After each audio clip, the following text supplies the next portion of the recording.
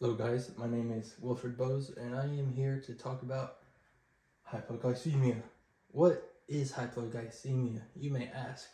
Well, it's when our body has more insulin in the blood proportional to glucose. So let's say that our body has a normal range of glucose, 90 to 100 milligrams per deciliter, and our body simply has insulin in our blood. So this means low blood sugar. Now that means that our hypoglycemic people or patients or clients, anybody that has low blood sugar, will have below a 70 milligram per deciliter. And what does this cause? Or how is this caused? Is when people like this guy says, and his friend asks him, "Are you hungry?" And this guy says, "No." And which can cause some low glucose in the blood because not eating or exercising than usual without food, and or drinking alcohol without food. And our brain needs glucose. It's our main fuel source. So what does that mean? We have two hormones called epinephrine and glucose, which is a defense mechanism against our low blood sugar. All right, for the signs and symptoms that we will get are some shakiness, sweating, tachycardia or heart racing, being anxious, and hunger. And that's when our hormone epinephrine or adrenaline, as you may call it, tries to activate it, tries to prevent us from having another hypoglycemic act. But these are signs to look out for if blood sugars are low, including this as well. We got blindness, some seizures, a coma, confusion, and dizziness. And that's when our brain does not have the proper glucose to have in our body, aka our bloodstream to our brains. That's our main fuel source. That's the signs and symptoms for adrenaline, making that go up because of the low blood glucose, and this because the low blood glucose to our brain. How's hypoglycemia diagnosed? Well, we're going to see some low blood sugar symptoms that we just mentioned previously in our last section. Blood sugar readings will read a low of 70 milligrams per deciliter in your blood, and symptoms go away after you eat something, a sugary snack or anything after you eat, to be honest, if the symptoms are decreasing or reducing or even gone.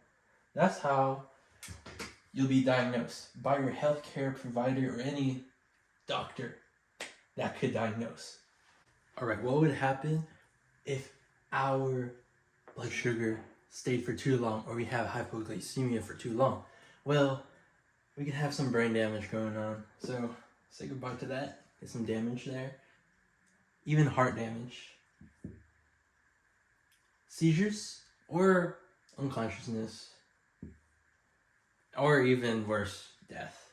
That could happen if our brain does not get enough glucose as their fuel source. So yeah, if they don't have glucose in the brain, and that's our main fuel source, it can result in these 4 symptoms, even 5, even more than that.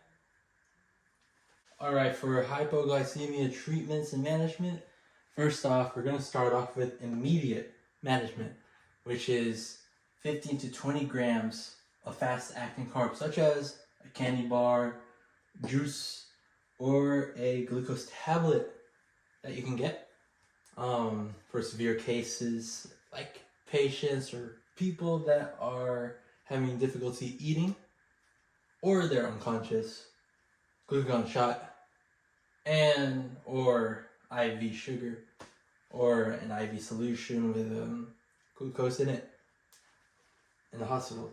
And for long-term management, we're going to look at our normal levels of glucose in our blood. So check that, monitor it every day, even 4 times a day, even after meals, after exercise, before exercise. Just monitor it in general. And having a well-balanced meal. Also, be mindful of the activity. Let's say you're playing basketball and you have no snack. And if you realize it, please get a snack immediately. Please step off the court and just get your snack. Check your glucose levels. Make sure you don't have any symptoms that we just mentioned if you go back. Patients or people that have hypoglycemia, here's what we're gonna do to prevent it and manage it. First, we're gonna have some balanced meals to our diet. Make sure you're getting those proteins, carbohydrates, dairies, vegetables, fruits, everything, even grains.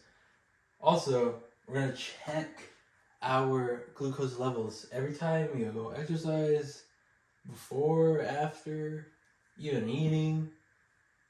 And always have like a candy bar handy if you suffer for hypoglycemia, or patients or people. And make sure not to skip meals or drink alcohol on an empty stomach. This will worsen your condition of hypoglycemia, and you'll have those symptoms that we, again, just go back to see the signs and symptoms that we just talked about.